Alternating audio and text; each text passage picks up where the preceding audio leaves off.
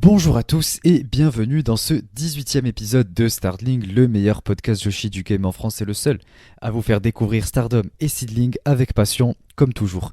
Je suis évidemment aux côtés de Miano. Miano, comment vas-tu ? Ça va très bien, bonjour à tous. Au moment où vous écoutez cet épisode, normalement je suis dans l'avion et oui, c'est le début des vacances pour moi, mais ne vous inquiétez pas, on a pris nos précautions pour enregistrer cet épisode qui s'annonce fabuleux pour teaser le plus grand show de l'histoire de la compagnie. Donc tout va bien et je te laisse prendre le relais pour recontextualiser un petit peu toutes les échéances à venir concernant le podcast, puisqu'on a déjà dit beaucoup de choses sur l'épisode précédent, mais ça permet de faire un petit rappel et de recontextualiser un petit peu tout ça. Ouais, donc je vais vous faire un petit rappel de tout ça. Donc comme expliqué au dernier épisode, en fait, Starlink va connaître une petite pause, enfin était censé connaître une petite pause, mais on a réussi un petit peu à rattraper un peu les choses, puisque Miano en fait devait partir des semaines du 15 jusqu'au 30 avril. Et du coup, ça fait qu'il y aurait eu un petit blanc. Mais on a pris nos précautions. On vous a enregistré cet épisode là au moment où on parle. On l'a enregistré dans la semaine. Ce qui permet ensuite de vous le diffuser le dimanche, comme à peu près toutes les semaines, vu qu'on essaie de garder le dimanche comme jour pour poster. Donc vous êtes censé avoir cet épisode le dimanche. Et du coup, voilà, on enregistre un peu en avance, mais de toute façon, c'est pour des pronostics. Donc, peu importe le jour auquel on l'aurait fait, ça change pas grand-chose. Et ça vous permet d'avoir un épisode. Le seul truc, du coup, c'est que ça laisse un épisode, une semaine sans épisode. Et c'est pour ça que j'ai posté au cours de la semaine le sondage pour savoir si ça vous intéresserait de m'écouter review ce pay-per-view qu'on va avoir autour de la finale du Cinderella Tournament pour savoir si ça vous intéresserait voilà, de m'écouter en parler seul. Donc voilà, je ferai en fonction des réponses que je verrai dans la semaine, puisque là j'ai même pas encore posté le sondage au moment où je vous parle. Au moment où on parle, on est lundi.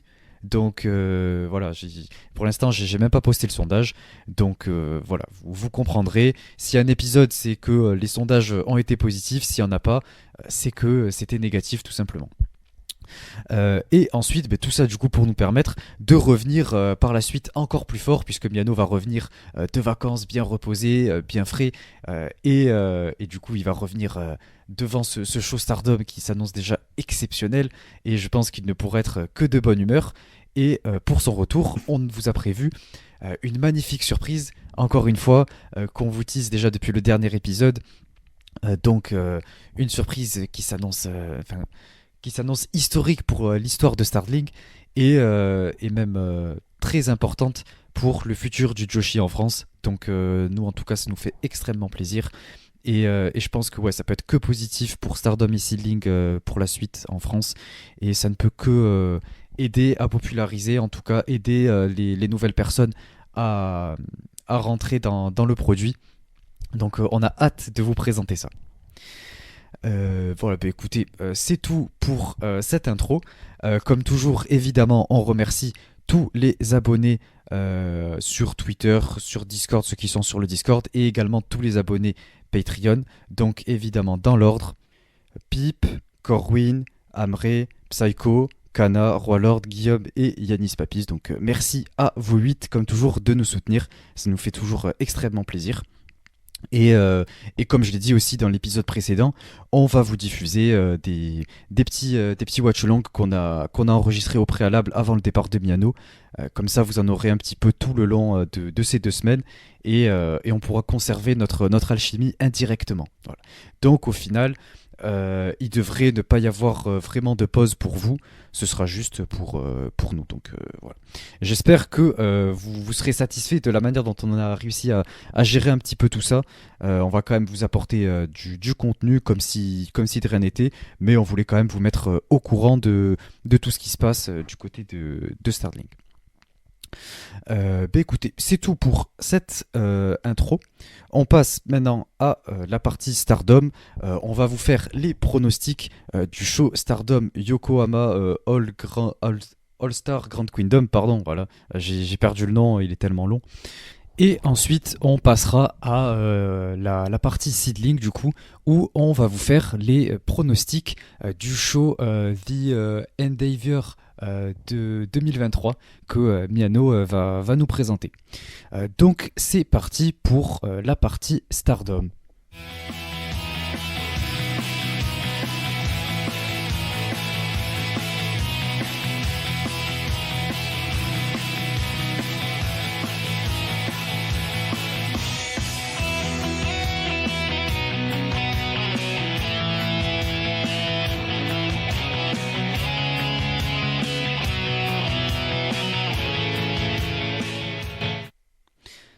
Donc, il s'agit du show Stardom Yokohama Budokan All-Star Grand Kingdom. Il aura lieu le 23 avril dans une des plus grosses salles du Japon. Donc, ça va être absolument fantastique. Déjà, d'un point de vue visuel et production, ils vont tout donner. Et c'est également leur show un petit peu anniversaire. Puisque normalement leur anniversaire en fait c'est en janvier, mais depuis quelques années, depuis précisément je crois 2021, il me semble, ils ont commencé à faire un show anniversaire en avril. C'est d'ailleurs là où Tam avait remporté son titre Wonder. Alors que avant 2021, c'était sous forme de tournée au Korakuen, ou il me semble que c'était au Korakuen à chaque fois, ouais. Et il y avait deux grosses dates en janvier, et du coup là ils ont réussi à faire un truc beaucoup plus gros, et du coup ce sera l'équivalent, voire même plus gros que le show. C'était comment il s'appelle déjà? Non, pas le Year End Climax. euh, Dream Kingdom, voilà, de décembre 2022. Donc, si vous avez vu un petit peu en termes de production comment c'était, ce sera pareil, voire plus gros, je pense. Donc, ça va vraiment être un show gigantesque, probablement leur plus gros show de l'année. On verra comment ce sera en décembre pour Dream Kingdom 2023, du coup, mais ça risque d'être quelque chose, ça c'est certain. Du coup, on va recontextualiser un petit peu toutes les rivalités en allant petit à petit, match par match, en suivant cette carte. Donc, en même temps, voilà, le but même de cet épisode, c'est qu'on va donner nos pronostics. Donc voilà, ça va être plutôt sympa et on va discuter, on va débattre autour de tout ça. Donc le premier match sur cette carte, je précise que je pense pas que l'ordre dans lequel je prends, ce sera pas l'ordre exact dans lequel les matchs seront diffusés. Je prends ce qui est dans l'ordre du site officiel de Stardom, donc on verra comment ils remettent les matchs dans leur ordre à eux. Mais du coup, le premier match, ce sera une bataille royale, le Yokohama Rumble. Donc on ne sait absolument pas qui sera dans le match. Donc on va découvrir ça. De toute façon, ce sera toutes celles qui déjà sont pas bookées dans des matchs spécifiques de la carte. Donc ça permet de faire catcher un petit peu tout le monde. Ce sera comme une bataille royale là, de André le Géant là, à WrestleMania. Donc ce sera un truc similaire. Et du coup, ça permet de faire catcher un petit peu tout le monde. Donc c'est pas mal. Donc pour ma part, j'ai aucune idée de qui pourrait remporter cette bataille royale. C'est le genre de bataille royale absolument imprévisible pour qui on peut avoir, étant donné les dernières batailles royales qu'on a eues au cours des dernières années. Mais j'ai vraiment du mal à trouver un nom. Donc Miano, je vais te laisser commencer et je vais peut-être donner le mien, on verra si on a le même. Mais ça me permettra après de rebondir par la suite sur autre chose juste après. J'hésite entre trois. Le traditionnel Super Strong Stardom Machine, Sayaida, qui pourrait gagner. Ou sinon, pourquoi pas Waka ou Mei Sakurai. Donc une de ces trois-là, je pense. C'est possible qu'on ait un carré final avec ces personnes-là. Ça permettra de rappeler aussi le Cinderella. Je pense que c'est hautement probable qu'on retrouve celle-là au bout. Après, laquelle va gagner. Eida, parce que bon, ça permettrait de la mettre un petit peu en valeur, et même si c'est dans un Rumble. Voilà, donc une petite pièce sur Saya, c'est quand même une petite valeur sûre pour les Rumble, donc pourquoi pas. C'est vrai que Sayaida, Super Strong Stardom Machine, c'est quand même la pièce maîtresse des Rumble matchs, des batailles royales. Donc elle risque d'aller très loin. Mais personnellement, du coup, Je pense que ce sera plutôt Waka, je dirais, puisque déjà elle n'est pas prévue dans la carte du show. Mais en plus de ça, je pense que c'est elle qui va remporter le Cinderella et qu'elle va continuer en fait, elle va partir, que là elle est partie à 100% pour une streak, une série de victoires. Donc je pense qu'elle va pas s'arrêter et qu'en fait ouais c'est parti pour durer et donc ça me semblerait logique qu'elle remporte cette bataille royale et que elle enchaîne les victoires. Je pense qu'elle va aller quand même assez loin et, euh, et du coup voilà ça me permet de donner un petit peu mon pronostic pour les phases finales du Cinderella, même si, parce qu'au moment où on parle là, évidemment, c'est pas arrivé, mais au moment où vous aurez l'épisode, ce sera sûrement d'ailleurs le jour des finales du Cinderella. Donc voilà, je dirais Waka. Et attends, j'ai un petit plan B aussi, dont j'aimerais te faire part. Dis-moi. Dans l'hypothèse où Mina gagnerait la Wonder, on y reviendra. Pourquoi pas Unagi qui gagnerait cette Battle Royale là, ou, enfin, ou ce Rumble, je sais pas, mais pourquoi pas Unagi pour venir te proclamer challengeuse derrière ou un truc comme ça, enfin pour l'histoire Cosmic Angel de Vénus ou je sais pas quoi, pourquoi pas une Unagi qui revient de nulle part pour cette occasion est envisageable. Effectivement, mais après, évidemment, enfin, j'y ai pensé à Unagi, mais pas pour remporter. Je pense qu'elle sera dans la bataille royale, mais qu'elle remportera pas le match. Je pense que ouais, on va la revoir. Je sais pas si ce sera pour qu'elle fasse son retour entre guillemets définitif chez Stardom ou si ce sera juste une apparition, mais je pense qu'on va définitivement la revoir. Tout comme on va revoir beaucoup de catcheuses qu'on a l'habitude de voir, notamment ben, Super Strong Stardom Machine, je pense, Kikutaro qui est arrivé depuis, je crois, 2021, des catcheuses comme ça, peut-être même certaines qui ont déjà catché chez Stardom, peut-être que Siphon va se retrouver avec une Maya Yuki qui va arriver dans la bataille royale, ou je pense peut-être c'est probable des Chanyota ou des Ramkaisho, etc. Donc à voir. Mais je pense que oui, on va avoir en tout cas beaucoup de monde, mais je reste fixe sur le fait que Waka est censé remporter cette bataille royale pour moi. On passe au match d'après, ça va être un match extrêmement intrigant. C'est le match d'Azuki qui sera en compagnie de Fuwa-chan, une nouvelle venue. Je vais la présenter un petit peu après, qui sera face à Utami Hayashishita et Miyu Hamasaki. Donc pour recontextualiser un petit peu tout ça, Fuwa-chan c'est une youtubeuse qui a commencé le catch assez récemment, en octobre je crois, ou septembre, euh, et, euh, et elle a fait ses débuts chez Stardom en septembre-octobre du coup. Elle a été entraînée par Azuki et du coup elle a fait ses débuts avec Azuki dans un show qui n'était pas diffusé mais qui au final est arrivé quelques semaines, quelques mois plus tard sur le Stardom World. Ils ont fait toute une émission autour d'elle, puisque c'est une youtubeuse qui est extrêmement populaire, c'est un peu la Logan Paul quoi, du Japon. Quoi. Ouais, elle a des millions d'abonnés sur YouTube, sur TikTok, et apparemment, elle a fait une très bonne impression à ses débuts. Elle a vraiment tout explosé. À partir du moment où elle a fait ses débuts, le mot Stardom a été recherché sur Google, je ne sais pas combien de fois, mais ça a explosé en termes de recherche. Je crois que ça a augmenté de 5 ou 10 fois ce que c'est d'habitude. Donc ça montre à quel point c'est énorme. Et ouais, voilà, elle a tout explosé. Rossi était super content de ses débuts.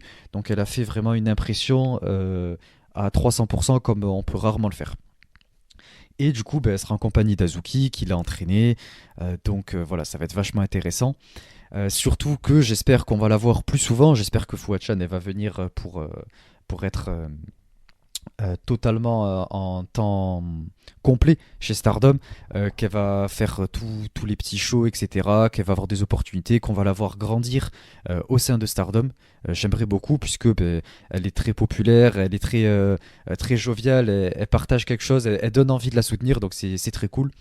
Et en face, du coup, c'est Utami Hayashishita, voilà, la leader de Queen's Quest, au plus grand plaisir de Miyano, avec Miyu Hamasaki, qui est la rookie de Queen's Quest, qui, ouais, elle a notamment eu 5 ou 7, je sais plus, match Trial Series là, au cours des New Blood. Elle a toujours pas fini d'ailleurs. Elle a affronté Suri récemment pour ce Trial Series. Donc voilà pour recontextualiser un petit peu chaque catcheuse. Et personnellement, c'est un match que j'attends beaucoup, puisque comme j'ai dit, Fouad m'intéresse beaucoup. Et Azuki, donc tout simplement, je pense que c'est amplement justifié. Et je pense que Azuki et Fouad vont remporter naturellement, étant donné que, comme je l'ai dit, Fouad a fait de très bonnes impressions. Je pense qu'ils vont chercher à la mettre en avant. Et je pense que Miwa Masaki va prendre le pin, puisque ça semble logique. Elle n'a pas grand chose à perdre ni à gagner, donc voilà pour mon pronostic. Je suis d'accord avec toi, je pense que Miyu Hamasaki va perdre. Après, est-ce qu'ils vont donner la victoire à Fuwashan ou à Azuki? Je ne sais pas. Je pense quand même que Azuki va gagner, parce il faut quand même pas déconner non plus, hein. Donc, je veux bien qu'on fasse gagner l'équipe de Fuwashan, ça me paraît normal, ça permettra de faire un petit buzz. Mais bon, c'est quand même le plus gros show de l'année et tout, donc je pense quand même qu'il faut faire gagner une catcheuse. Donc je pense que Azuki devrait gagner. Donc voilà, mon prono va pour Azuki. Après, mon intérêt pour le match est relativement faible. Ça m'intéresse pas spécialement, mais bon, je pense comme toi, je pense que Azuki et Fuwashan vont gagner, mais je pense que c'est Azuki qui fera le tombé. Ouais. Moi, je pense plutôt que ce sera Fouad honnêtement, qui fera le tombé. Avec ouais, Azuki qui la félicite en fin de match. Un petit truc de fin, une petite célébration de quelques secondes pour la mettre un peu en avant, où elle sera toute seule dans le ring avec Azuki à saluer le public. Et voilà, pour lui faire son petit moment, je pense. Je pense que c'est ce qui va arriver. Mais voilà, et je voulais juste faire un petit aparté pour rejoindre ce que j'avais dit au moment où Azuki challengeait pour le titre Wonder. Voilà, effectivement, je ne me suis pas trompé. Elle a perdu, elle s'est retrouvée dans les tréfonds de la carte. Donc je suis dégoûté, j'aurais aimé la voir plus haut. Mais bon, elle est tellement généreuse qu'elle va faire briller les autres. Donc voilà, c'est magnifique. Et garder un œil sur ce match, puisque ça va être intéressant, surtout vis-à-vis des rookies. On passe au match suivant. On a Tekla Maria May avec Xena et la nouvelle venue là, qui est arrivée dans le show du 6 avril. Parce que oui, du coup, en fait, ce qui s'était passé, c'est que Club Venus avait teasé la venue d'un nouveau membre pour leur clan. Et du coup, le 6 avril, il a été révélé que c'était l'ancienne superstar de NXT qui s'appelait là-bas, elle s'appelait Jessie Kamea. Bon, je suis désolé si j'écorche un peu son nom, je suivais pas du tout NXT, je suis toujours pas d'ailleurs, donc je l'ai pas vu là-bas. Et du coup, chez Stardom, ce sera Jessie tout court. Donc voilà. Pour l'instant, je sais pas ce que ça donne dans le ring, puisque j'ai pas vu le show du 6 avril, puisque il n'est pas encore sorti sur le Stardom World au moment où je vous parle. Mais à voir ce que ça va donner. Je connais pas sa gimmick, je connais pas son in-ring, donc je peux même pas me prononcer. Mais ensuite, je voulais recontextualiser aussi par rapport à ce qui s'est passé avec Tekla. Il y avait eu un petit truc en backstage, enfin, ça arrivait pendant la conférence de presse où elle s'est vite fait rapprocher un petit peu de Club Venus. Il y a eu deux trois posts sur les réseaux sociaux qui ont eu lieu où notamment elle était au milieu comme ça, elle se faisait embrasser sur chaque joue de chaque côté par Maria May et Xena. Donc voilà, elle a dit un truc un petit peu fun, je sais plus quoi, enfin bref, ils se sont lancés un petit peu des pics un peu fun et c'était assez drôle à suivre au cours de cette semaine. Mais voilà, du coup, pour recontextualiser un peu Tekla qui fait équipe avec elle. Et en face, du coup, on a l'équipe de Natsuko Tora, Saki Kashima, Momo Watanabe et Ruaka. Donc ça va être un match pas des plus fous, je pense, étant donné les catcheuses qu'il y a dans le ring du côté de Club Venus, évidemment. Bon, il y a quand même Tekla, donc ça va être solide. Maria May qui est assez ok, que personnellement je déteste pas. J'ai un peu de mal avec sa gimmick, mais j'aime bien ce qu'elle donne dans le ring. Après, les deux autres, l'autre, de toute façon, Jessie, je la connais pas, et Xena, je suis pas fan. Mais à voir ce qu'elles vont nous montrer dans le ring, puisque de toute façon, en face, c'est les heals géniales que sont déjà Natsuko et Momo et Ruaka et Saki qui m'a fait beaucoup rire au cours du Cinderella, donc je pense que ça peut être cool. Il y aura sûrement la boîte, et je pense que grâce à la boîte, voilà, logiquement, elles vont remporter ce match, les 4 do et taille. J'ai extrêmement peur que Club Venus gagne.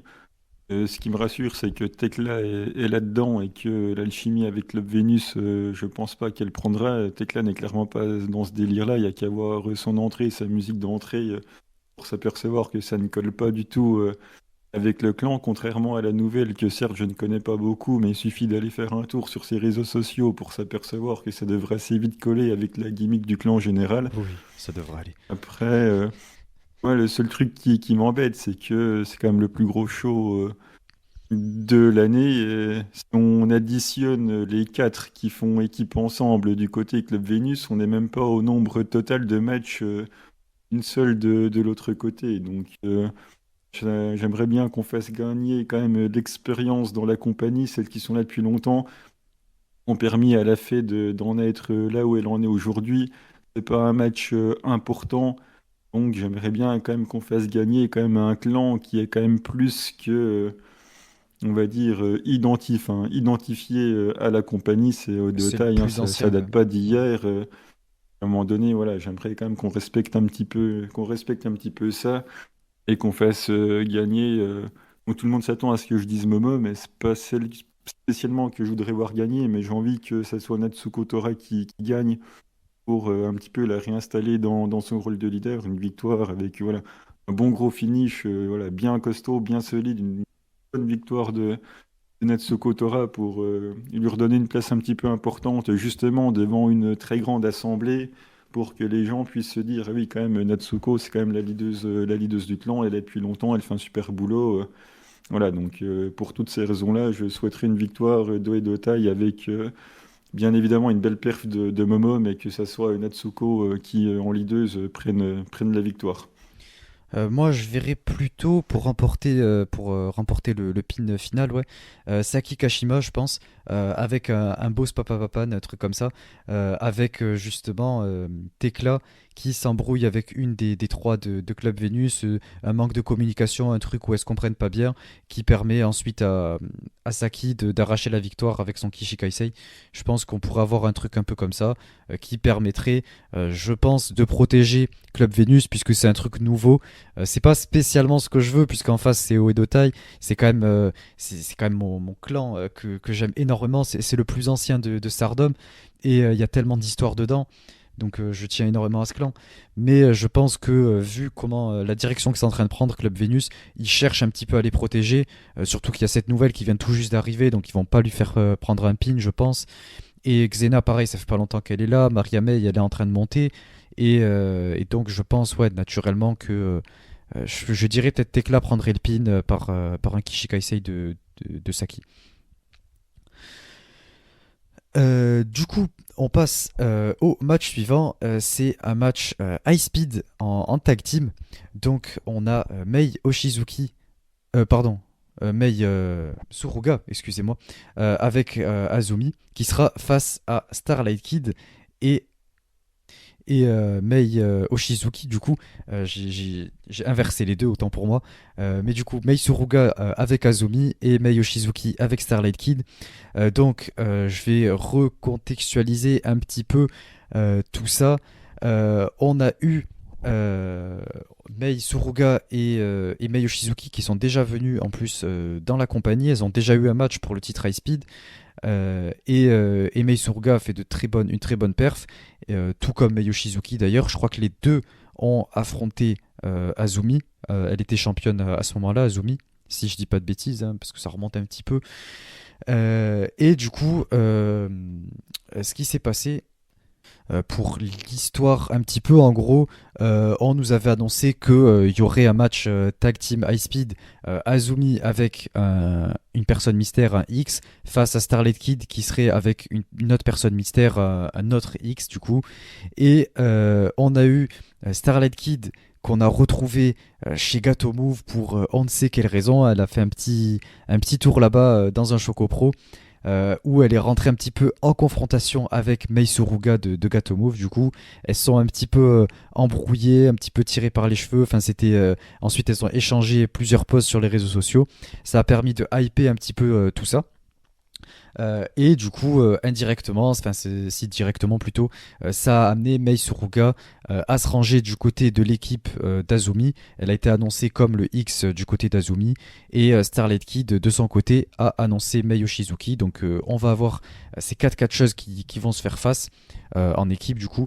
Et ça risque d'être un match absolument exceptionnel en termes d'high speed. Parce que pour ceux qui ne connaîtraient pas Mei Suruga, c'est une des catcheuses les plus prometteuses de sa génération. Elle est absolument géniale dans un ring. Elle est capable vraiment de tout faire, que ce soit du comédie, du high speed, de la technique. Elle est extrêmement douée pour son âge. Elle est aussi douée qu'une Azumi ou qu'une Starlight Kid. Et de l'autre côté, on a également Mei Shizuki qui est assez jeune et qui est extrêmement douée également. On a pu le voir dans son match face à Azumi pour le titre High Speed. Elle montre de très bonnes prouesses techniques. Elle est extrêmement douée in-ring. Et les quatre sont quatre des meilleures catcheuses High Speed du monde. Et quatre des meilleures catcheuses actuellement. Donc ça risque d'être un match vraiment exceptionnel. Et j'ai vraiment du mal à pronostiquer une victoire. Mais c'est assez compliqué. Je pense que la victoire irait du côté de la championne de Azumi et Mei Suruga. Étant donné que voilà, de un c'est la championne et de 2 Mei Suruga est un petit peu plus populaire que Mei Yoshizuki. Ça permettrait de renforcer un petit peu la crédibilité d'Azumi en tant que championne du fait qu'elle battrait encore une fois Starlight Kid, même si là ce serait en match tag. Et ça commencerait à mettre un terme un petit peu à la rivalité Azumi-Starlight Kid et à les séparer un petit peu en termes de programme. Et puis en plus, pourquoi pas, je sais pas si ce serait envisageable. Il faut voir ce que Stardom en penserait. Mais on sait que Starlight Kid est championne tag team avec New Blood, avec Karma. Donc peut-être qu'on pourrait avoir Azumi et Mei Suruga qui challengeraient pour ces titres après les DC et Anako. Donc à voir. Mais dans tous les cas, ça va être un super match. Et je vais me ranger du côté de l'équipe de la championne. Je sais pas ce que t'en penses toi, Miano. Bah, moi, je pense déjà que Azumi ne sera plus championne, puisqu'elle se sera fait spapapapan par sa Ben Kikashima voyons. entre-temps. Donc, je pense qu'il aura déjà perdu le titre. Et en plus de ça, je pense que la victoire va aller du côté de Starlight Kid et de Mei Yoshizuki pour la simple et bonne raison, c'est que je pense qu'ils vont signer Mei Yoshizuki alors que Mei Suruga va continuer de s'amuser du côté de la Choco Pro et un petit peu partout dans le monde. Donc, du coup, il va falloir qu'ils installent Mei Yoshizuki, donc il va falloir la faire gagner. Mei Suruga, elle va venir 2 fois par an dans la fête, donc voilà, elle va gentiment se coucher. Il va falloir protéger Azumi. On va pas non plus faire gagner Mei Shizuki dès le premier match. Donc pour moi, ce sera une victoire de Starlight Kid sur Mei Suruga. Ok. Et est-ce que toi qui suis un peu plus le Joshi en dehors de Stardom, tu pourrais nous contextualiser un petit peu plus Mei Oshizuki, puisque j'ai réussi à le faire un petit peu pour Mei Suruga, que je connais extrêmement bien vu que j'ai beaucoup suivi Gato Move pendant à peu près 1 an et demi, 2 ans, donc je la connais assez bien et j'ai résumé un petit peu et je pourrais continuer de le faire par la suite, juste après que tu le fasses pour Mei Oshizuki. Mais est-ce que tu pourrais faire un petit résumé autour de Marvelous, tout ça?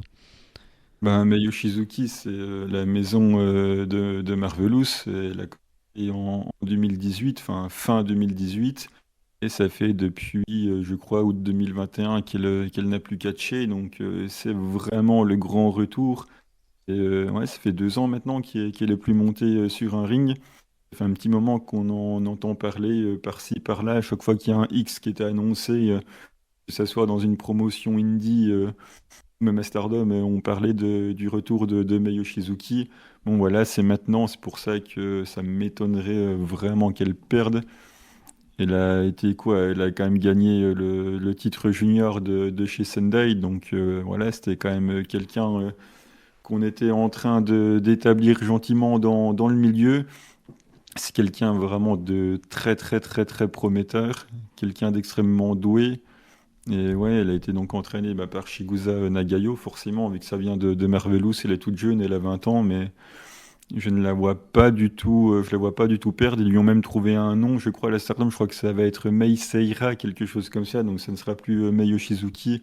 Donc s'il a déjà son petit nom, l'impression qu'on a la VVE, voilà, on arrive, changement de nom, donc Mei Seira pour Mei Shizuki maintenant. Donc voilà, pour toutes ces raisons, je vois vraiment pas pourquoi elle devrait perdre. D'autant plus que, comme je l'ai dit, Mei Suruga, elle vient juste faire coucou. Je la vois pas du tout rester à long terme chez Stardom. Donc, à mon avis, Starlight Kid va nous plier tout ça. Mais du coup, en ce qui concerne Mei Suruga, je vais faire aussi une petite présentation puisque c'est une catcheuse que j'aime beaucoup et que j'ai énormément suivi en dehors de Stardom. Donc, ça va me faire plaisir d'en parler un petit peu. Elle est assez jeune aussi, elle a quoi? Elle a 23 ans ou 24. Elle a commencé pareil en 2018 et c'est surtout grâce à Gato Move qu'elle a commencé à exploser avec notamment toutes ces rivalités avec Chris Brooks, tout ça. Elle était en équipe avec Bali Anaki. Ils ont été champions tag team. Je sais pas s'ils le sont toujours puisque j'ai arrêté de regarder depuis quelques mois déjà. Mais leur règne tag team était absolument super. Et elle avait cette facilité en fait à faire un petit peu du high speed en le mêlant à de la comédie sur le tapis qu'on connaît de la Gato Move pour ceux qui regardent. Et c'est comme ça que petit à petit elle a été repérée. Et elle a fait ses premiers matchs. Elle est partie du côté de TJP déjà, où elle a eu une gimmick un petit peu nouvelle, totalement différente de ce qu'elle a pu proposer chez Gato Move. C'était un truc très spécial. Elle était un petit peu la servante, entre guillemets, de Saki Sama à la TJP, qui est une catcheuse très établie là-bas, qui est signée chez DDT. Et du coup, elle avait quand même ce rôle très important. Elle a remporté les titres.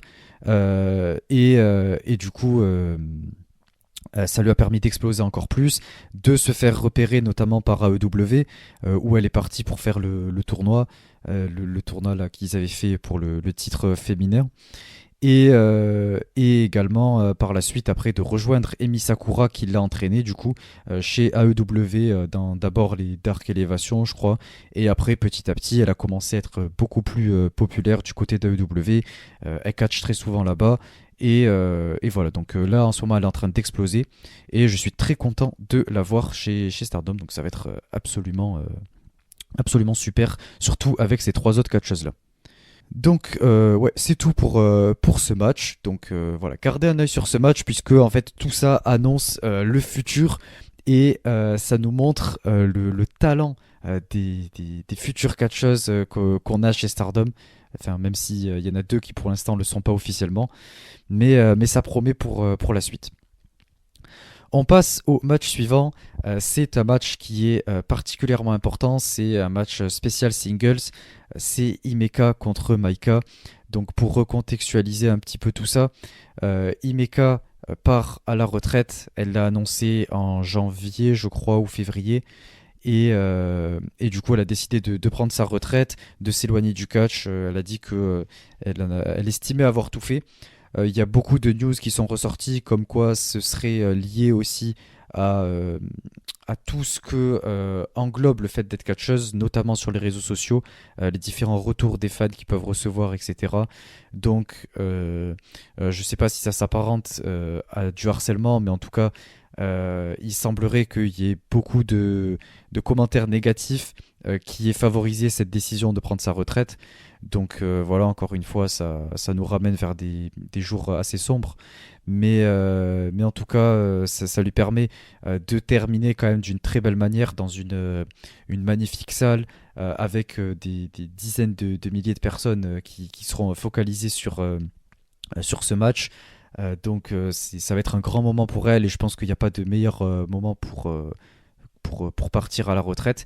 Et du coup, elle sera face à une de ses meilleures amies, une avec qui elle a grandi chez Stardom, même si elle est arrivée un peu après elle, c'est Maika.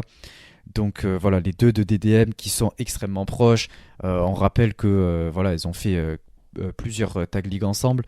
Elles sont elles ont challengé plusieurs fois pour les titres tag ensemble. Elles se connaissent extrêmement bien et c'est tout naturel qu'elle affronte Maika pour terminer sa carrière. Et voilà, je pense que ça va être vraiment un match très bon. Himeka m'avait beaucoup impressionné dans son match contre Chihiro Hashimoto. Donc j'attends que ça de la revoir dans un match spécial comme ça. Et justement là ça arrive face à une Maika qui commence à attirer un petit peu plus mon attention, Je commence à un petit peu plus apprécier petit à petit ce qu'elle nous montre dans le ring. Donc, avoir en plus les deux qui sont en tag team, qui se retrouvent l'une face à l'autre, je pense que ça peut être vachement intéressant. Et je suis quand même assez hypé pour ce match. Et tout naturellement, je pense que malgré tout, Maika va remporter ce match puisque c'est un match de fin de carrière qui va entre guillemets permettre de lui passer pas le flambeau puisque ben, elles ont à peu près elles ont la même expérience chez Stardom, mais un petit peu le flambeau de cette popularité, tout le côté Mai Hime qui ira sous les projecteurs de Maika du coup. Donc je pense que c'est ce qui va se passer, puisque en général, les catcheuses qui partent à la retraite perdent leur dernier match. Donc je pense que ce sera assez logique que ce soit le cas, et on aura une cérémonie de fin, je pense que ça serait assez joli, avec les deux qui vont se prendre dans les bras et tout, ce sera sûrement un moment très émouvant. Ouais, je suis d'accord avec toi. Les deux, comme tu l'as dit, se connaissent très bien. Elles ont été championnes tag ensemble, championnes artistes ensemble. Donc voilà, c'est vraiment l'image de DDM avec Julia. Donc voilà, moi, vous le savez, Himeka, bah, c'est jusqu'à ce qu'elle prenne sa retraite, ma catcheuse préférée du clan. Donc voilà, ce sera un petit moment de tristesse. Mais voilà, on respecte son choix. J'espère que tout ira bien pour elle. Effectivement, je pense que du coup, Maïka va gagner, puisque comme tu l'as dit, c'est souvent que lorsque l'on part à la retraite, on perd, même si chez Stardom, on pourrait nous sortir un petit draw, mais je ne pense pas. Je pense que Maïka va gagner. Et c'est surtout la cérémonie de fin, l'entrée, enfin, c'est surtout ça qui m'intéresse plus que le match en lui-même, même si je pense que ça va être un très bon match, mais c'est surtout l'émotion de fin qui va m'intéresser plus que le match en lui-même en tout cas. Ouais, ouais, ouais, ça va être un match riche en émotions. Et pareil, ça m'intéresse beaucoup, même si pourtant je suis très peu fan des deux catcheuses. Ça va être un moment important dans ce show. On passe au match suivant. Ça va être le match pour les titres Goddess. On va avoir Nanae Takahashi et Yu qui vont défendre face à Mirai et Amisure. Donc, Miano, je vais te laisser contextualiser tout ça. Je vais te laisser parler de Nanae, puisque voilà, on te connaît pour ça. Euh, c'est la légende de Stardom, hein, toujours championne tag avec You. C'est le troisième règne de championne tag de Nanae, donc qui revient bien d'ailleurs, qui revient en gagnant le titre tag, qui a propulsé les rookies à un niveau qu'on n'avait jamais vu. Meilleur match de la carrière de Lady C, c'est avec elle. Je crois que c'était avec Miyu Hamasaki aussi derrière. Après, elle a carry Waka comme jamais. Waka est la plus over du roster. On peut remercier la légende de l'avoir autant mis en avant et d'avoir accepté de se coucher pour elle, hein. C'est pas souvent dans le Joshi que les légendes acceptent de se coucher pour les nouvelles. Donc voilà, merci Nanae. Et je tiens quand même à le rappeler que quand Nanae est revenue à Stardom, elle avait pris un saut de sel par tous ceux qui ne la connaissaient pas. Mais je tiens quand même à rappeler que si Stardom existe, c'est quand même bien grâce à elle, hein, puisqu'elle a été avec Rossi une des personnes qui a créé la fête. Donc je suis bien content qu'elle soit enfin reconnue à sa juste valeur par ceux qui ne la connaissaient pas. Et après, concernant le résultat, je t'avoue que j'ai une petite crainte quand même, puisque bah là, on a quand même les deux demi-finalistes du Cinderella en face, Mirai et Emi Surai, donc du clan de God's Eyes. Je ne sais toujours pas les résultats de la finale du Cinderella, puisqu'on enregistre avant, mais dans l'hypothèse où c'est Waka qui le gagne, ou même, enfin, j'ai quand même peur que le titre change de main. Enfin, ouais, si je fais un prono, je pense que Nanae et Yu, elles vont perdre. Je pense que Yu va prendre un peu de recul après avec Stardom. Elle continuera de faire ses piges en indie. Nanae, je sais pas trop ce qu'elle va faire. Tout dépend ce que le Neo Stardom Army, qu'est-ce qu'ils vont en faire aussi. Donc, ouais, je sais pas. Ça risque d'être un moment de flottement du coup pour Nanae qui a fini sa story avec Waka. Donc, peut-être que ça peut changer à ce moment-là. Je sais pas. Je pense que c'est du 50-50, mais j'ai quand même peur que Nanae et Yu drop le titre. Après, je pense pas que la légende va prendre l'épine, mais j'ai quand même peur que ça change demain. Moi, je pense que ça va changer demain. Je pense tout simplement qu'il va sûrement se passer un truc dans la demi-finale du Cinderella, puisque Mirai et Amisure s'affrontent. Je pense qu'on va sûrement avoir un draw, un truc où les deux s'éliminent, qui va favoriser la victoire de Waka directement. Mais du coup, ça permettra de les lancer mieux et de les crédibiliser pour pas qu'il y en ait une plus forte que l'autre dans ce match. Et je pense du coup qu'elles vont remporter ces titres tag, que Amisure va perdre son titre futur un petit peu après. Et ouais, ce sera sûrement la fin de Seven Up en tant que championne, qui sont championnes depuis la Tag League, je le rappelle. Et du coup, ouais, je sais pas ce qui va se passer, quelle sera la suite pour le clan Neo Stardom Army que Nanae a fondé avec Yu. Mais du coup, on va voir, puisque pour l'instant, c'est surtout des freelance. On rappelle, ouais, il y a Yuna Mizumori aussi dans le clan. Donc pour l'instant, il n'y en a aucune qui est signée. Mais ouais, j'espère que le clan en tout cas va aller plus loin, puisque en tout cas c'est un clan dont auquel j'adhère à la philosophie, voilà. Donc j'espère que ça va continuer, qu'on va avoir de nouvelles membres qui sont plus solides. Mais voilà, je pense que Mirai et Amisure vont remporter ce match. On passe au match suivant, c'est le match pour les titres Artist of Stardom. Alors, on a Prominence, l'équipe de Risa Sera, Suzu Suzuki et Hiragi Kurumi qui vont faire face à Kairi, Natsupoi et Saori Anou. Donc pour recontextualiser encore une fois, on en a parlé dans le dernier épisode, mais en gros l'équipe de Prominence a réussi à conserver ses titres face à l'équipe de Queen's Quest. Et à la fin du match, on a Kairi qui est venue pour challenger les trois de Prominence pour les titres. Et elle a dit qu'elle serait accompagnée de Natsupoi et d'une personne mystère qui s'avérait être Saori Anou, donc que Miano nous a présenté dans le dernier épisode. Elle est passée voilà, vite fait chez Stardom, elle a beaucoup de catchés chez Ice Ribbon, etc. Elle est beaucoup sur l'indie. Donc en plus, il y a de fortes chances là pour qu'il l'ait signé. Donc je pense personnellement pas que les trois vont gagner. Je pense que Prominence va conserver ses titres, puisqu'on a Natsupoi pour prendre le pin. Donc je pense que leur règne va continuer à Prominence, mais ça va permettre de lancer Saori Anou et de peut-être lancer une rivalité aussi avec Kairi, qui pourrait avoir un programme, je l'espère, parce que j'en ai marre de la voir venir tous les 6 mois. Et que voilà, Saori Anou puisse avoir un programme. Donc voilà pour mon pronostic.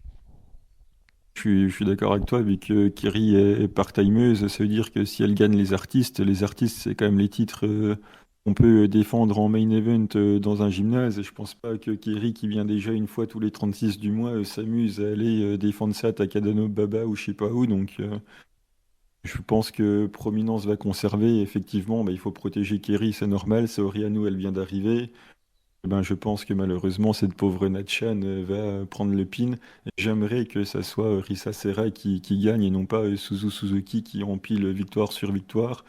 Donc j'ai quand même envie qu'on s'aperçoive quand même que ma prominence, c'est quand même Risa Sera. Je veux bien que Suzu, ça soit la jeune prodige et que Risa soit plus sur la fin que sur le début, mais j'aimerais quand même reposer un petit peu les choses et que la patronne, quand même, ça reste Risa Sera. Et j'aimerais bien que pour le plus gros show de l'année, on respecte un petit peu, on va dire, cette hiérarchie, enfin cette ancienneté, et que ça soit Risa Sera qui gagne bah, du coup sur Natsupoi, puisque je ne vois pas les deux autres, au vu des conditions actuelles, prendre l'épine, quoi. Ouais, moi personnellement, j'aimerais que ce soit Suzu qui ait ce pin-là. Ils sont en train de la mettre extrêmement en avant. On sait que Rossi il ferait tout pour la signer. Donc j'espère qu'elle pourrait venir chez Stardom à plein temps.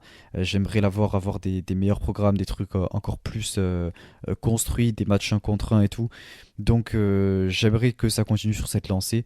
Risa Sera, je pense qu'elle a quand même, elle peut faire un petit peu tout ce qu'elle veut sur l'indie. Elle est quand même assez safe, elle est assez respectée. Et comme tu l'as dit, elle est un peu sur la fin. Donc autant donner cette victoire pour moi à Suzu, j'espère. Enfin, en tout cas, ce serait personnellement que je préférerais. Mais oui, à voir, peu importe. Dans tous les cas, ça change pas énormément. On passe au match suivant, c'est un match spécial singles match. C'est Syuri qui affronte Chihiro Hashimoto. Donc on a cette rivalité qui dure déjà depuis quelques mois. Syuri avait challengé Hashimoto dans une conférence de presse du mois de janvier, ou ouais, janvier, fin janvier il me semble, un truc du genre. Et du coup, Chihiro Hashimoto avait répondu à l'appel. Elle était venue en plus chez Stardom pour dire qu'elle acceptait le défi de Syuri.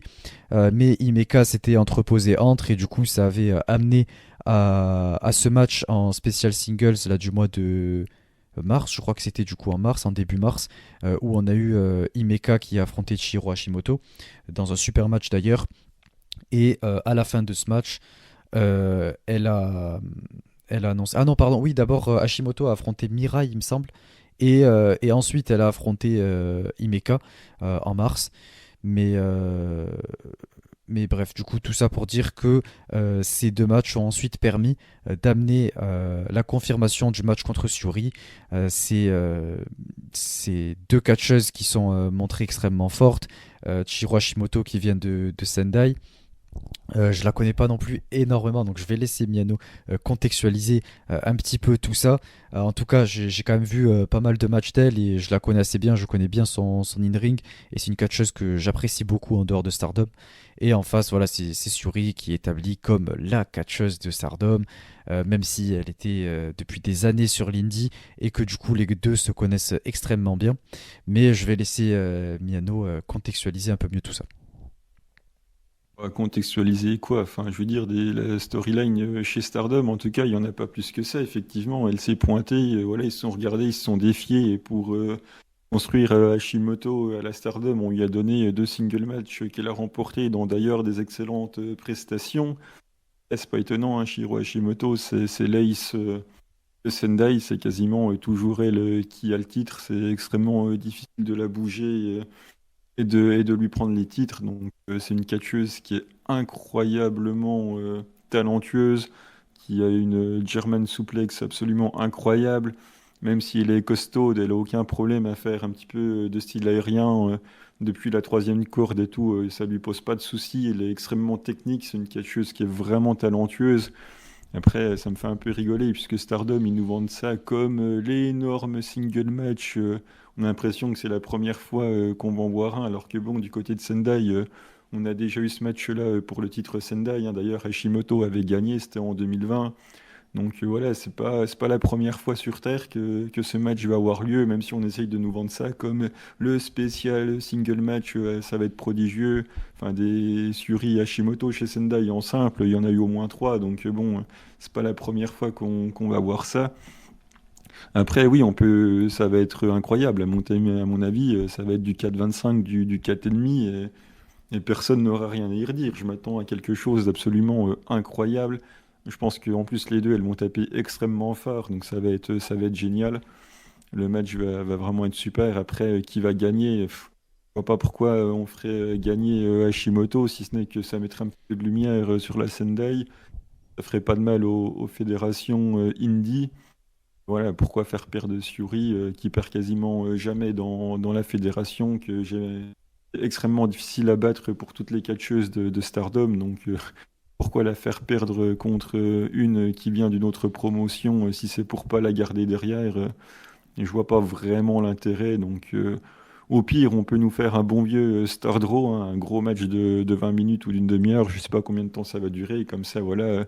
Sendai n'a pas fait perdre son ace, et d'un côté, Syuri n'a pas perdu non plus, mais s'il faut prendre une vraie décision, c'est pas dans l'intérêt de Stardom, en tout cas, de faire perdre Syuri, quoi.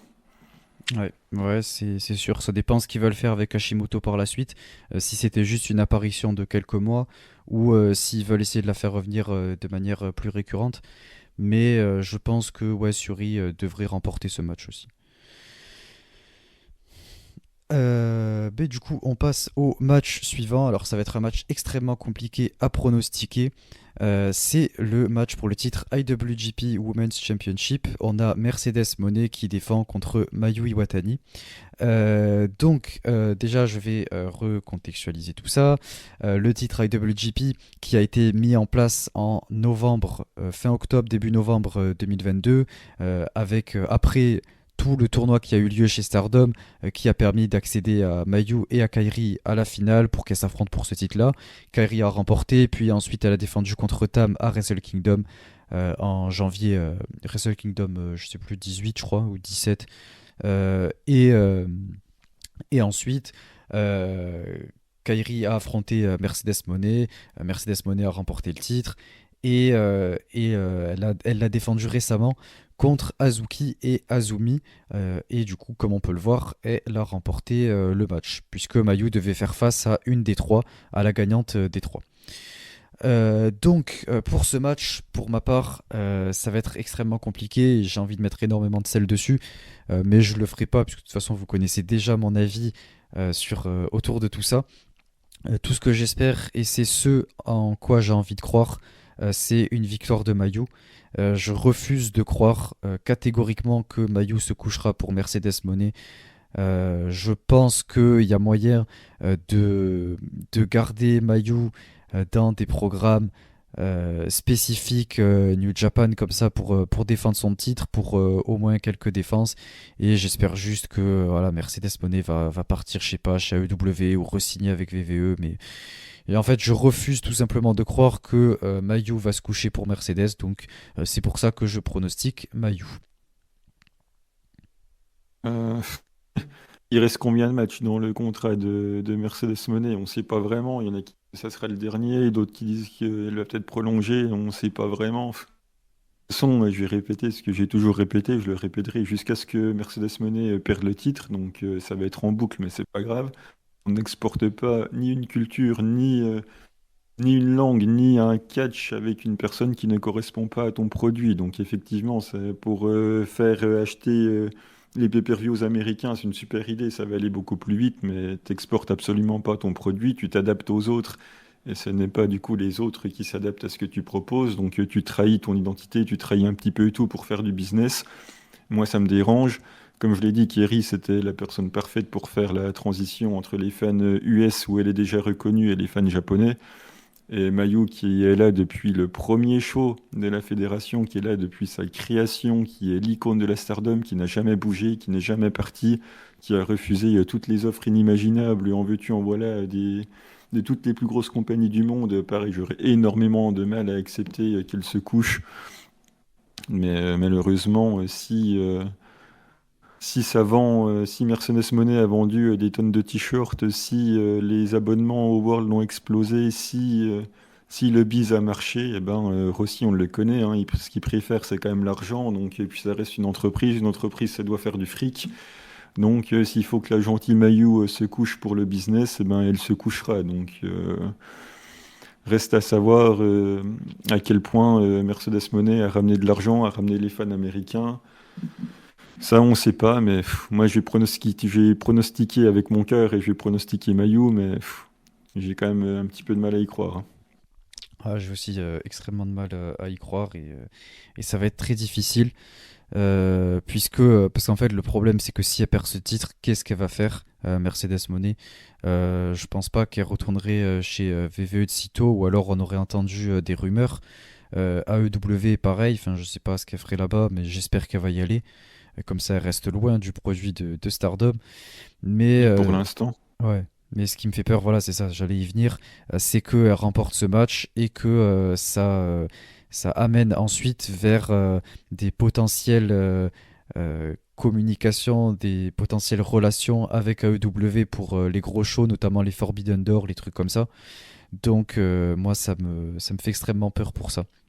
Donc, j'espère juste que elle peut rester le plus éloignée possible de Stardom, et que bientôt elle va retourner dans un produit qui sera uniquement US, international, plutôt que japonais, qui lui correspond absolument pas. Voilà, moi j'ai extrêmement de mal, j'ai déjà dit, mais avec le fait que elle soit même pas capable de connaître le produit dans lequel elle est censée catcher, c'est à peine si c'est citer plus de 4 noms dans le roster Stardom ou prononcer les noms correctement. Voilà, c'est très. Ouais, j'ai extrêmement de mal avec Mercedes Moné et je veux qu'elle reste éloignée de Stardom et même du Japon en général. Donc c'est tout pour ce match. On va passer au match, le match le plus important de tout ce show évidemment. C'est le match pour le titre Wonder. On va avoir Sayaka Mitani qui défend contre Mina Shirakawa. On va remettre tout ça dans son contexte, on va représenter un petit peu toute cette histoire. Donc déjà, je tiens à dire que Mina court après ce titre depuis le moment où Tam l'a remporté. Enfin, en tout cas, elle a vu de ses propres yeux le moment que c'était pour Tam. Et depuis ce jour-là, c'est devenu son rêve de connaître la même chose. Et depuis, elle s'est pas arrêtée. Elle a donné tout ce qu'elle avait pour pouvoir continuer de suivre, de courir après ses rêves.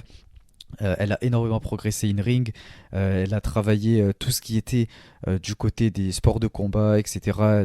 Elle s'entraîne quasiment quotidiennement, enfin en tout cas de manière hebdomadaire. Elle va beaucoup dans les salles de sport de combat et tout, entraînée par des professionnels qui combattent au Rising et tout, donc c'est quand même assez sérieux. Et on a pu le voir dans son in-ring. On sent un petit peu tous ces différents strikes, ces différentes soumissions. Et elle a beaucoup progressé là-dessus. C'est totalement réinventé en termes d'in-ring et aussi également en termes de personnage. C'est parti en étant la petite nouvelle avec qui dont Tam jouait un petit peu avec sa poitrine, le Dream Aichi, tout ça, qui ne m'avait pas trop amusé, mais j'aimais bien la manière dont elle était présentée en tant que petite rookie nouvelle qui cherche à prouver. Et après, petit à petit, c'est là qu'elle a explosé en tant que underdog qui courait après ses rêves, avant d'avoir tous ces différents matchs que j'ai présentés dans les recommandations de match, mais euh, elle s'est ensuite retrouvée face à Sayaka Mitani. Pendant le 5 star, en fait, elle avait affronté Sayaka Mitani et elle l'avait battue, ce qui avait amené par la suite, 1 ou 2 mois après, à un match pour le titre Wonder en novembre. Ce qui s'est passé, c'est que la fin a été désastreuse pour les deux catcheuses, mais surtout pour Mina, puisque Sayaka Mitani a botché son finish, son Phoenix Splash. Elle est retombée les pieds en premier sur les dents de Mina, donc ça fait qu'elle lui a cassé les dents. Mina s'est retrouvée voilà, complètement en pleurs et complètement en sang backstage, en disant à quel point elle était dégoûtée que voilà, ça finisse comme ça, que, euh, que c'est son rêve et que tant qu'elle est là, quoi, enfin, tant qu'elle n'aura pas eu ce titre, elle continuera de pousser, de s'entraîner, de pousser vers ses rêves et qu'elle reviendrait plus forte que jamais, qu'elle le promet, qu'il fallait qu'on croit tous en elle. Et du coup, elle est partie pendant 1 mois ou 2, elle était en blessure. Elle est revenue avec un tout nouveau look et 2 nouvelles catcheuses à ses côtés, 2 nouvelles membres. À trois, elles ont formé le clan Club Vénus, qui pour l'instant n'est pas encore établi officiellement, mais qui est là. C'était Mariamé et Zaya Brookside. Zaya Brookside est par la suite partie pour des causes, je pense, personnelles en rapport avec son booking. Je pense qu'elle cherchait plus un truc international. C'était que temporaire, Stardom, je pense, mais elle va sûrement revenir, elle l'a dit. Et il y avait Maria May, puis ensuite elles ont recruté de nouvelles membres, et du coup Bina a commencé petit à petit à s'éloigner de Tam et à se créer elle-même de son côté en indépendante vraiment du côté de Stardom. Maintenant elle est vraiment, elle peut compter que sur elle-même en quelque sorte. Elle a viré Unagi qui était sa partenaire et elle lui a dit, enfin, se sont embrouillés et tout ça. Du coup, pour l'instant, c'est en pause cette rivalité vu qu'il n'y a plus Unagi. Mais voilà, Mina est seule avec ses nouvelles amies, du coup, euh, et elle va courir après ses rêves. Elle va potentiellement réaliser son rêve. Donc, c'est une très belle histoire qui s'écrit. Et pour ça, de toute façon, vous connaissez.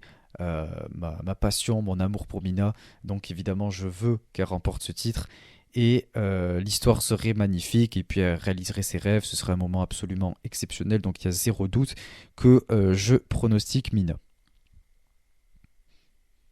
Oui, ben, moi aussi, je pronostique Mina. En même temps, je vais pas changer un pronostic que j'annonce depuis des mois et des mois. Donc, je vais pas mentir sur ce que j'annonce depuis déjà un certain temps, voire un temps certain, n'est-ce pas?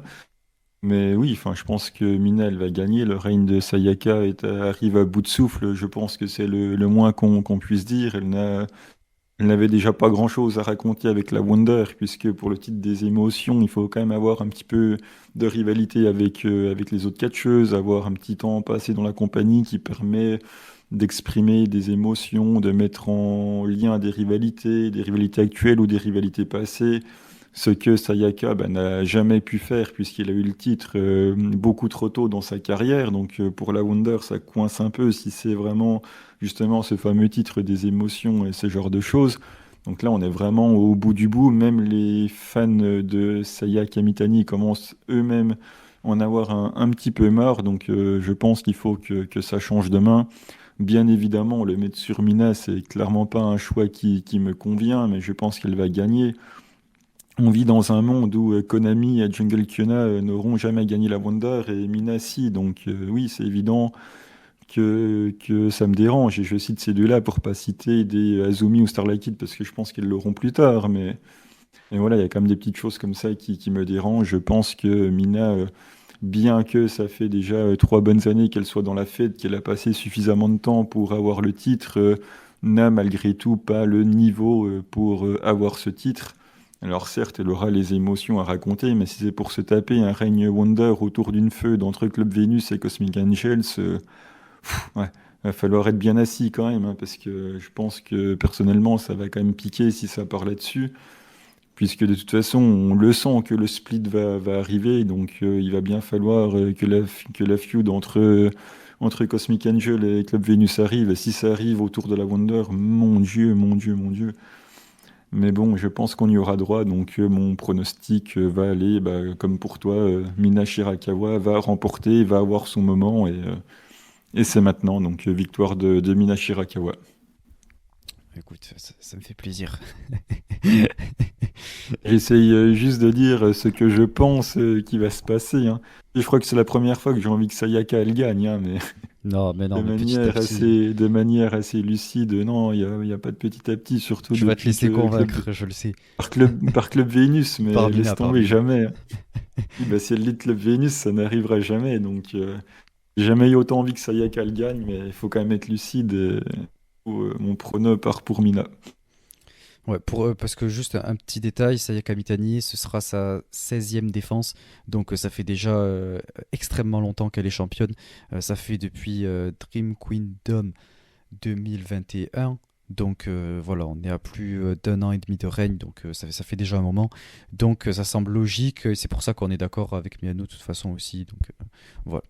Euh, on est à plus de 460 jours de règne. 460 pour quelqu'un qui est arrivé dans la fée dans 2019, 2010. septembre, Bon, elle a gagné le titre en décembre en 2021. 2021, quoi. Donc, elle a pas mis longtemps, quoi. Il a passé limite la moitié de sa carrière avec le titre Wonder sur les hanches, quoi. Parce que, ouais, parce qu'en plus de ça, ce qu'il faut rappeler, c'est que, ouais, elle a certes gagné en décembre 2021, elle est arrivée en septembre 2019, mais ça fait pas plus de 2 ans, puisque ben, on sait qu'il y a eu la pause de Stardom, et puis elle a été une rookie pendant 2-3 mois avant d'arriver chez Queen's Quest en disant qu'elle voulait suivre les pas d'Utami en février. Donc elle a rejoint Queen's Quest en février 2020. Et après, ben, du coup, il y a eu la pause des shows. Elle a remporté la Tag League avec Utami. Et ensuite, elle a remporté ce titre Wonder. Donc ça fait vraiment pas. Ça a été extrêmement rapide pour elle, alors que je pense qu'elle aurait dû continuer de progresser progressivement. Mais bon, ça c'est un débat auquel on a déjà abordé, qu'on a déjà mentionné plusieurs fois. Donc voilà un petit peu du coup pour notre avis. On passe au main event, c'est le match pour le titre World pour la Red Belt. On a Julia qui défend contre sa rivale de toujours, on va dire, depuis des années, depuis qu'elle est arrivée dans cette compagnie à peu près, depuis 2020, Tam Nakano, la leader de Cosmic Angels. Donc, je vais vous faire une présentation de toute cette rivalité. Tout démarre autour du Cinderella 2020 avec du coup Julia qui remporte c'était face à Tam en plus en finale.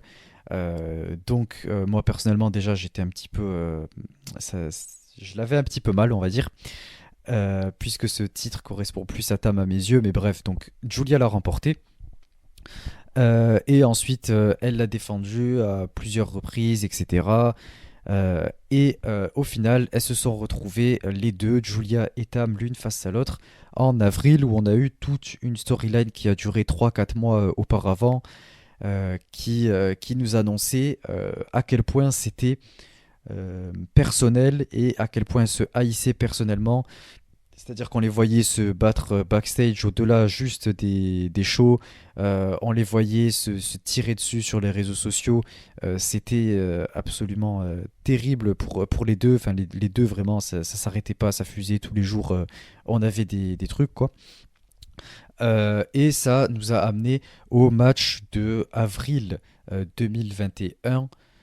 Où du coup on a eu ce match R versus R pour le titre Wonder. Tam l'a remporté, elle a eu son moment, c'était les 10 ans de Stardom d'ailleurs, c'était pour fêter les 10 ans de Stardom, et Tam a remporté.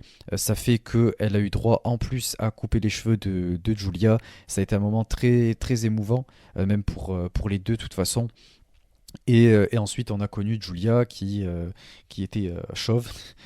Et ensuite, du coup, là, les deux vont se raffronter, mais cette fois-ci pour le World, puisque Julia l'a remporté à Dream Kingdom. Et Tam a annoncé qu'elle voulait challenger Julia, la raffronter.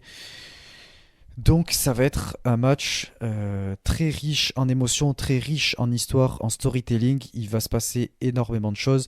On a eu la rivalité là qui continue pareil depuis qu'elle a annoncé son challenge Tam, autour du truc des cheveux pour rappeler un petit peu ce qui s'est passé.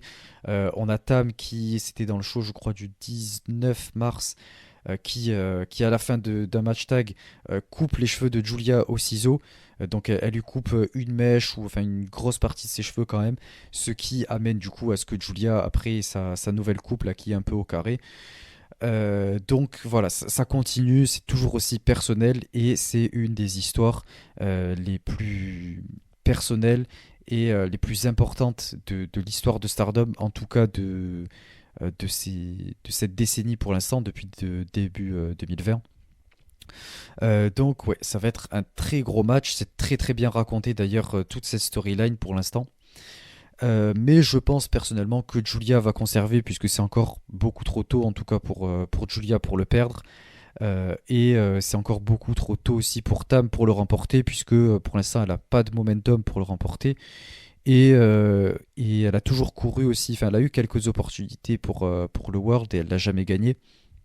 Je pense que pour l'instant ça va continuer d'être le cas jusqu'à ce qu'elle ait son moment plus tard. Et moi personnellement mon pronostic c'était qu'elle le remporte à Dream Kingdom 2023, sauf que du coup ils nous mettent ce match là. À voir si elle va remporter ce match, si elle va perdre ce match et remporter le 5 star plus tard. Enfin bref, on verra. Mais je pense que Julia va remporter ce match et conserver son titre. Moi, c'est ce que j'espère que Tam va gagner le 5 star pour gagner le titre au show de décembre ou le 1er janvier, enfin le plus gros show, enfin le deuxième plus gros show de l'année, la fin de 2023 au début 2024 là. Donc je suis comme toi, je pense que Julia va gagner. D'ailleurs, on a beaucoup parlé de cette rivalité aussi dans la vidéo YouTube qu'on a sortie sur l'historique de Julia. Pour moi, je l'ai dit, hein, à ce moment-là, c'est la meilleure storyline sous Bushiroad. Elles se sont affrontées quand même 3 fois pour la Wonder en moins d'un an. Voilà, 3 fois pour un titre aussi prestigieux qu'est la Wonder en moins d'un an, ça te pose déjà quand même une storyline. Et ça rappelle un petit peu les Mayu Yoshirai. Enfin, c'est le nombre de matchs pour permettre justement de réussir à avoir un titre. Ça me rappelle un petit peu des choses comme ça. Donc on est vraiment sur quelque chose d'énorme. C'est une storyline personnelle, comme tu l'as dit. Il fallait vraiment un gros truc en main event de ce plus gros show de l'histoire du Joshi depuis des années et des années et des années, comme ils sont en train de nous le vendre. Donc du coup, bah, c'est le match parfait pour faire ça. Ça arrive vraiment tôt dans le règne de Julia, ce qui nous permet de dire, je pense, sans prendre de risque, que Julia va gagner.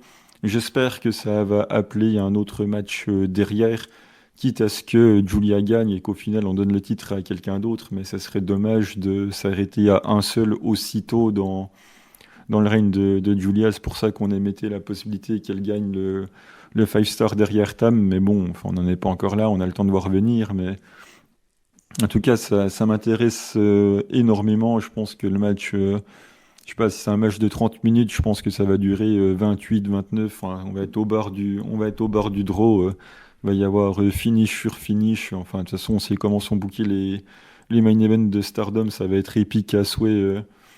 En fin de match, on va sûrement s'ennuyer les 2-3 premières minutes. Enfin, même si je pense que Tam va lui rentrer dedans direct. Mais ouais, victoire de Julia, et je pense que ça va être le début, on va dire, de l'acte 2 entre les deux. Ouais, je pense que ça permettra de créer quelques challenges de transition pour Julia avant de repartir sur un match comme celui-ci. Mais du coup, c'est tout pour les pronostics de ce show. Et je propose qu'on passe sans plus tarder à la partie Seedling.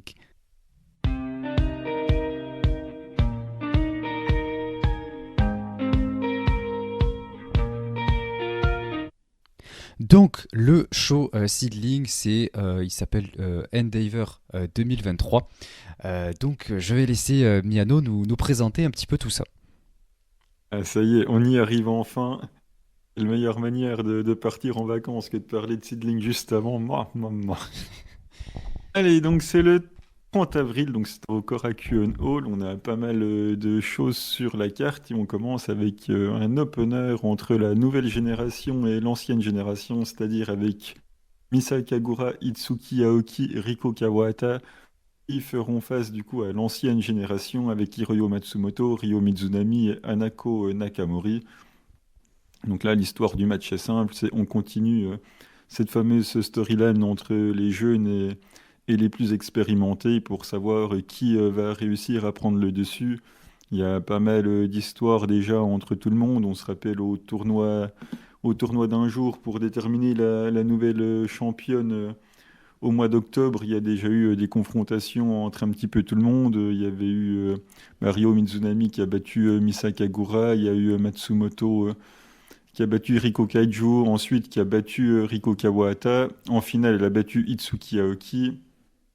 Itsuki Aoki qui avait éliminé Ryo Mizunami dans le tournoi justement. Donc voilà, il y a un petit peu tout le monde qui se connaît, tout le monde s'est déjà affronté.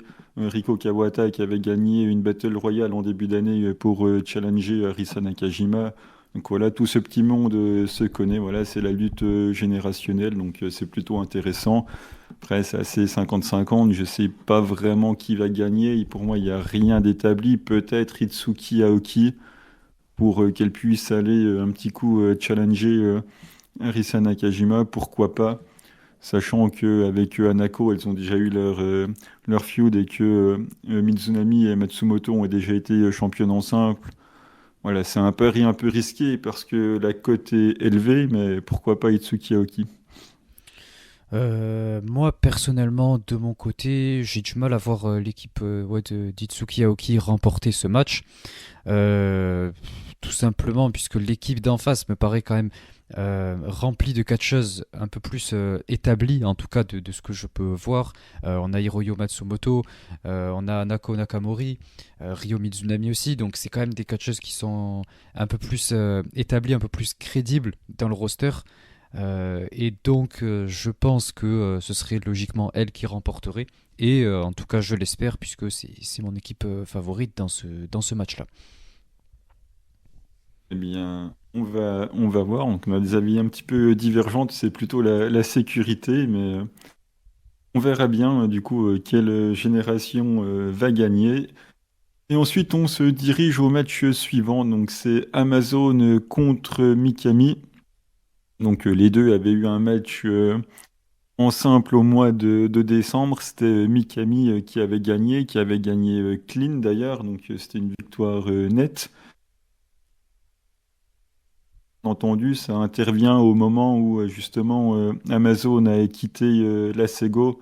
Et elle était du coup en feud avec Asuka depuis.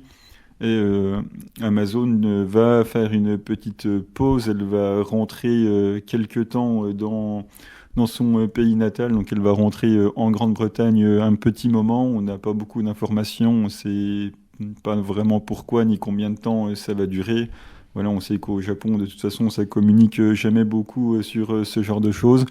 Donc voilà, avant de repartir, elle a demandé à refaire un match avec son ami, avec Mikami. Ça lui donnera aussi peut-être l'occasion d'égaliser un partout dans leur match en solo.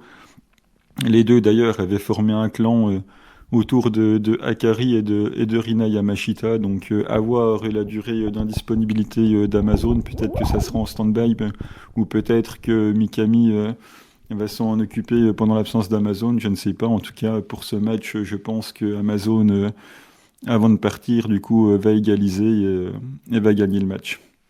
Ben ouais, je pense aussi que Amazon va remporter, puisque ben, déjà, comme tu l'as dit, elle va partir pendant quelques temps.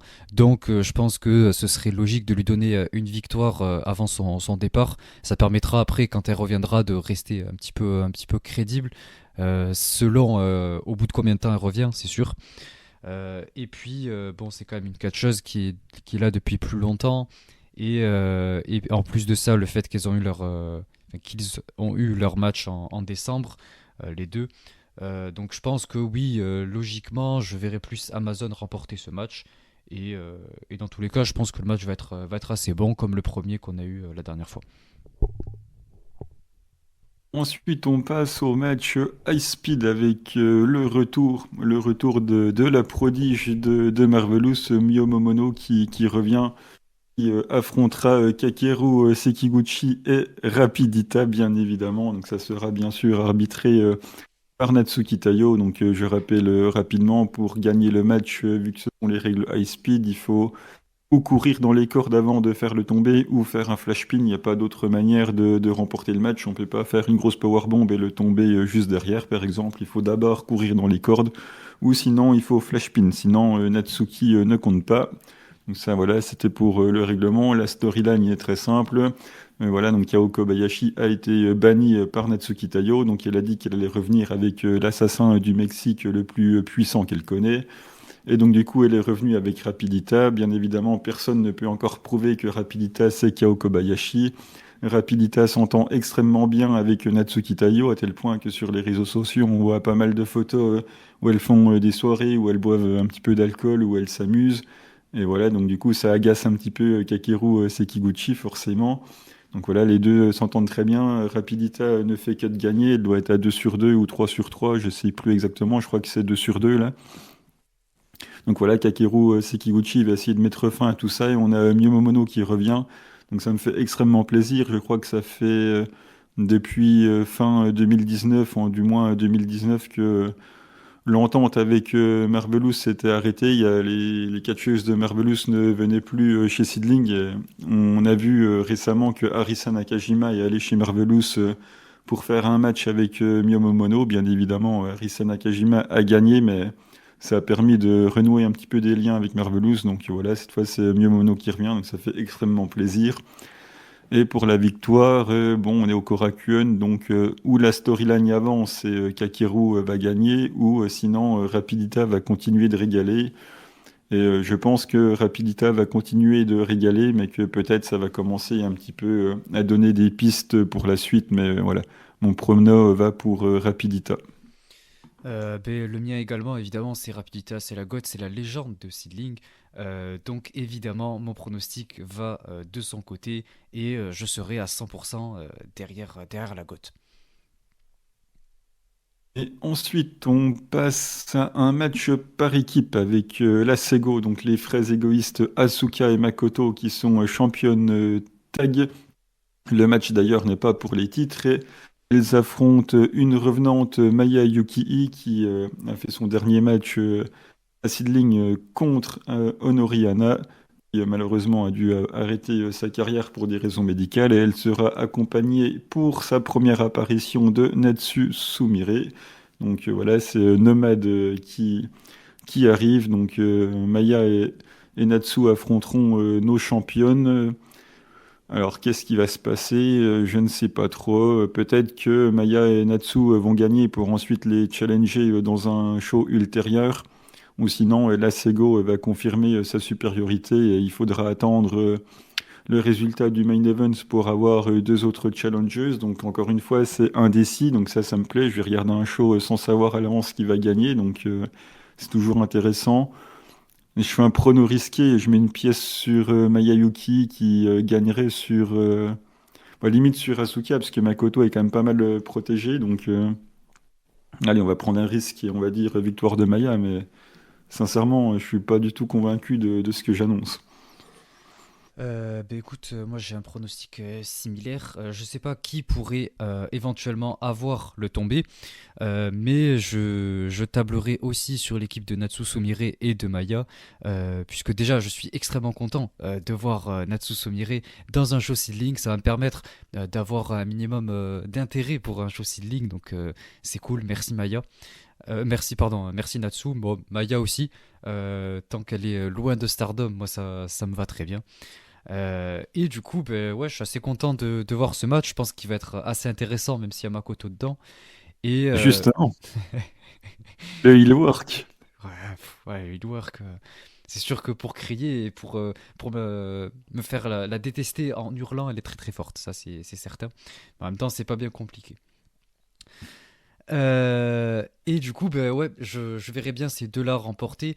Surtout que pour le moment, apparemment, Makoto et Asuka n'ont pas de défense de titre, elles n'ont pas de challenger. Donc je pense que ça pourrait permettre par la suite de créer une petite storyline, une petite rivalité avec Natsu et Maya qui resterait pour le prochain show pour challenger pour les titres. Je pense qu'on pourrait partir là-dessus. Donc je me tournerai ouais, vers leur équipe. Et ensuite, on passe au main evento avec rien que déjà l'image de la carte me régale avec Ayame Sasamura et Riko Kaiju qui refont équipe contre Arisa Nakajima et un X. Genre, on voit Ayame et Riko sur la photo et qui sont dos à dos avec le même costume là. Ça me régale déjà, ça me donne envie de sourire alors que le match a pas commencé.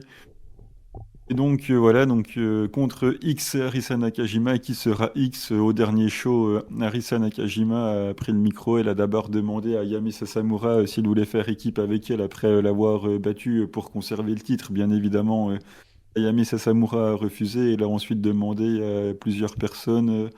Ryo Mizunami, pareil, a refusé. Quasiment tout le monde a refusé. Et ensuite, sur les réseaux, on a vu qu'il est allé manger pardon, avec sa meilleure amie Tsukasa Fujimoto. Du coup, il en a profité pour lui dire t'es plutôt bien en forme et tout, tu es vrai, tu peux pas revenir. Tsukasa, du coup, bah, pour l'instant, elle peut pas, donc elle a refusé. Donc voilà, elle a dit qu'elle avait trouvé quelqu'un. Ce quelqu'un est le X. Et on va avoir du coup ce fameux match tag entre les sœurs jumelles qui ne sont pas sœurs jumelles bien évidemment, mais c'est pas grave. Et du coup, Arisa et X. Donc bon, qui sera X? Ça peut être Sari, mais tant qu'il n'aura pas fait son show elle-même, je pense qu'elle apparaîtra nulle part. Ça peut être Nanei Takahashi, pourquoi pas? J'y crois moyen, mais dans l'hypothèse où elle perdrait les titres tag, elle pourrait éventuellement refaire une pige. Moi, ça, j'en suis pas convaincu non plus. Par contre, Yoshiko, dont on n'a pas de nouvelles depuis sa longue blessure au dos pour la deuxième fois d'ailleurs, pourrait justement être ce fameux X, donc une petite pièce sur Yoshiko. Et auquel cas, c'est Yoshiko. Je vois pas nos deux jeunes venir les embêter, à moins qu'un roll-up sorti de nulle part fasse le travail, mais je ne pense pas. Quoique, si c'est Yoshiko qui revient, Rico pourrait roll-up Nakajima et challenger derrière. Mais je ne pense pas, je pense que ça va être une victoire de X, surtout si le X c'est Yoshiko. Donc si c'est Yoshiko qui revient, je pense qu'elle gagnera sur Sasamura. Mais ouais, en tout cas, mon prono va pour Arisa et X. Je suis du même avis puisque je pense que ça va permettre de créer un programme autour du titre majeur de la compagnie.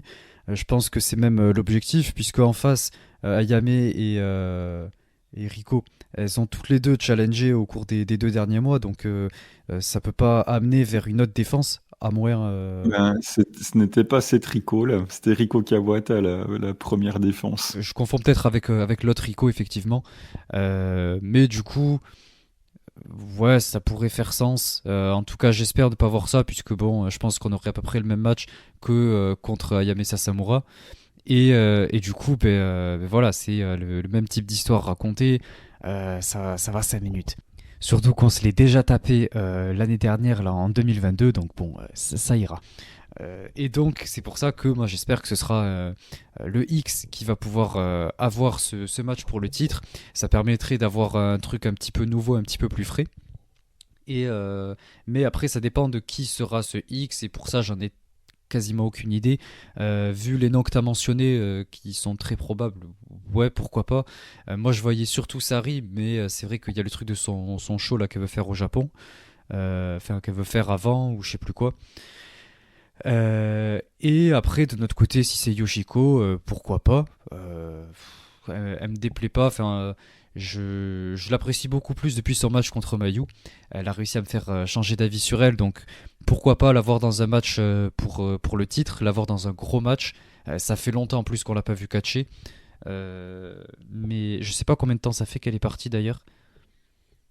Ouais, ça fait bah, déjà depuis, je dirais, août comme ça de mémoire. Vraiment de mémoire, hein, je vérifie. Parce qu'elle avait pas dit qu'elle partit, elle avait pas donné une date à peu près que elle Mais partirait pour elle 6 ou 9 mois. est partie en juin. Ok, ouais, donc c'est. Depuis le mois de juin 2022, elle n'a pas catché. Et encore, enfin, elle avait repris, elle avait déjà arrêté en avril 2021. Elle avait seulement repris au mois de décembre et ça a tenu 5 mois avant que le dos, enfin, je pense que c'est le dos, Ouais, je crois que c'est ça, avant que son dos relâche. ça Donc, relâche. Ouais. ça fait la première blessure, ça a duré 1, 2, 3, ouais, bien 8, 9, ouais, bien 8 mois quand même, facile. Là, on est parti pour plus, du coup. Donc, bah ouais, ça fait quasiment un an, quoi. Ouais, Le show, il est fin avril, il a arrêté fin mai. Donc, ouais, ça fait presque un an qu'on ne l'a pas vu. Donc, ça commence à faire longtemps. ouais, donc ça pourrait être effectivement le bon timing pour revenir, vu que ça fait déjà un petit moment. Et en plus, ce serait une bonne manière de la ramener d'une manière assez crédible, lui donner un programme et tout. Donc ce serait cool que ce soit elle, je l'espère. Ça m'investirait encore plus dans le produit Seedling. Et pourtant, c'est compliqué. Donc voilà, j'espère que ce sera elle. Et je mets également mon pronostic du côté de l'équipe d'Arisa Nakajima. Et, et puis, euh, et puis on verra ce que ça donne pour ce match, pour le titre, pour plus tard. Est-ce que des informations complémentaires, ou si tu veux rajouter quelque chose sur le show, euh, où est-ce qu'on peut le retrouver, Non, etc. Le classique, je te laisse faire la pub. eh bien, c'est trouvable sur le Seedling Live. Donc, ça se regarde en live ou en différé. Et après la diffusion, on a à peu près une semaine pour regarder le show, hein. C'est comme beaucoup de faits d'indie japonaises, tout est en pay-per-view. Donc voilà, on achète le pay-per-view et on peut le regarder en live ou en différé, peu importe quand on l'achète, c'est au même prix. Et on a en gros ouais, une bonne semaine pour le regarder et ensuite ça disparaît comme pas mal de fêtes finalement. Voilà, donc ben, c'est tout pour cette partie seedling. On passe maintenant à la dernière partie, la challengeuse du mois. C'est parti.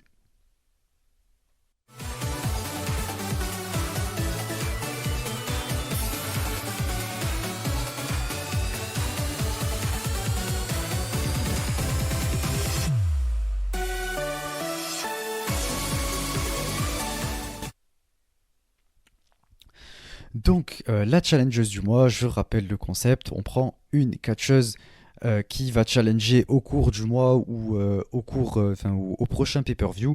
Et on recommande des matchs tout le long à chaque épisode jusqu'à ce qu'elle challenge.